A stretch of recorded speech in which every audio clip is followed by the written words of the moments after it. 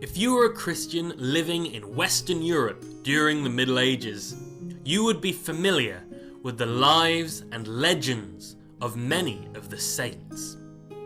From a young age, you would have been raised on these tales of miracles and martyrs. The walls of your church would be decorated with depictions of them.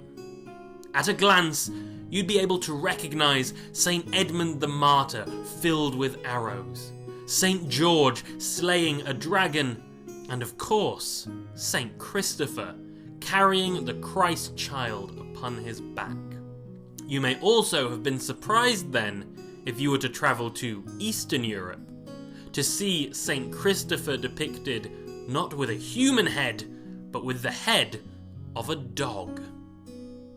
You may have been surprised, but not too confused, as you would have known exactly what this creature was.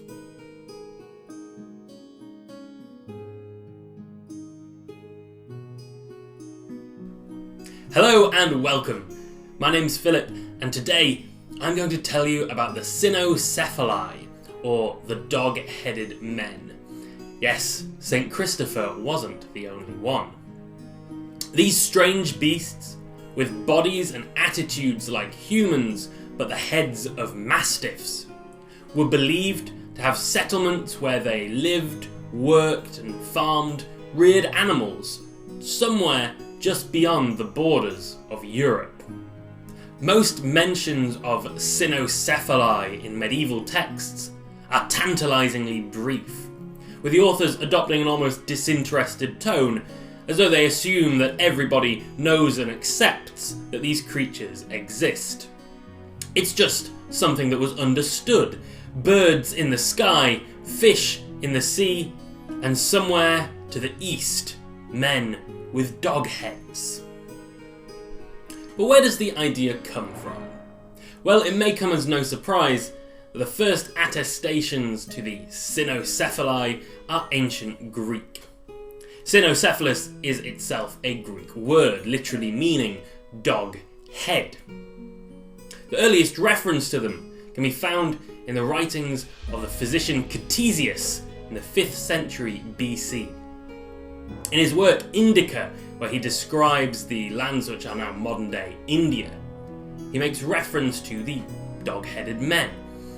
However, he hadn't actually ever been there himself, and instead based his work upon stories told to him by merchants travelling the Silk Road.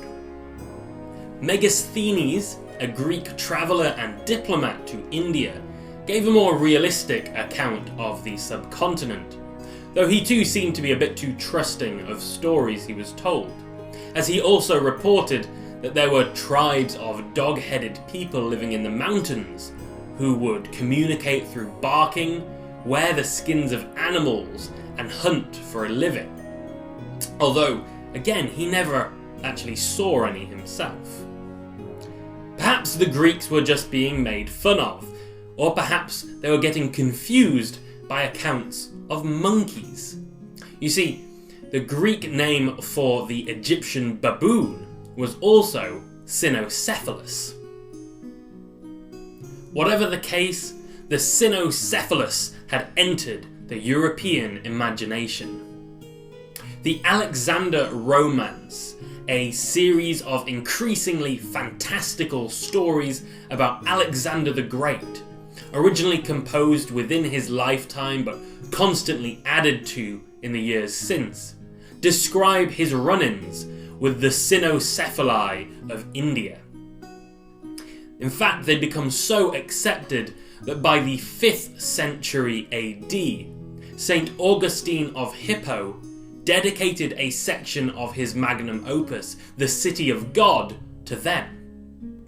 Though unsure if such creatures do exist, Augustine argued that if they did, and could be considered human, then they must be descendants of Adam.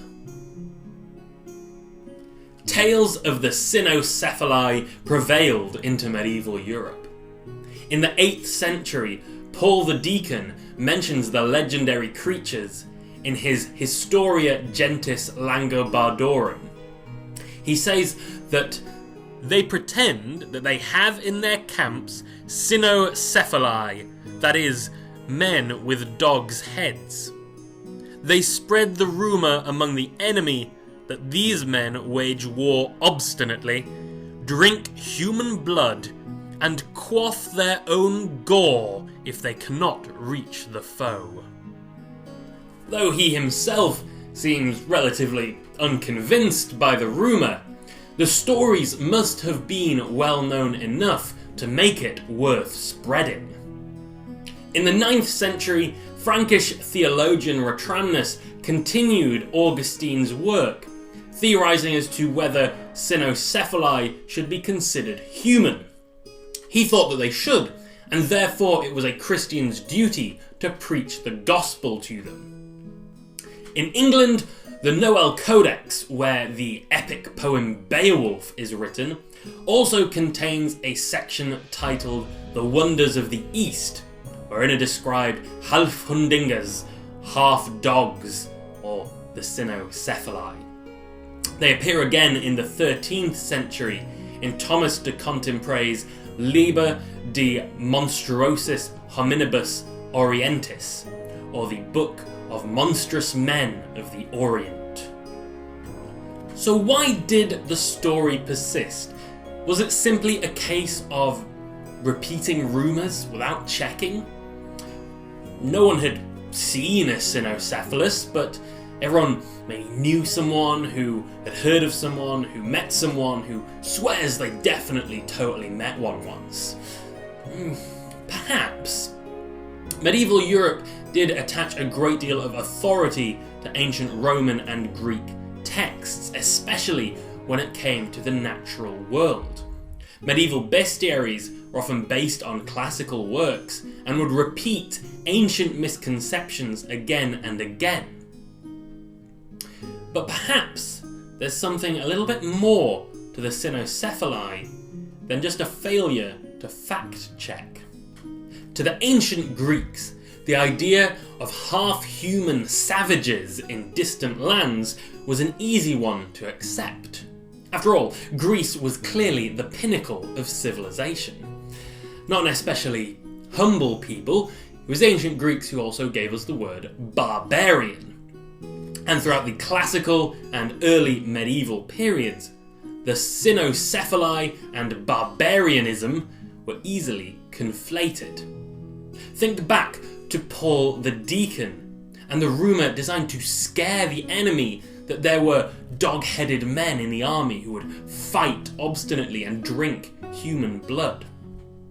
In the court of Charlemagne, the pagan Norse were often called barbaric, beast-like, unchristian, and therefore less than human.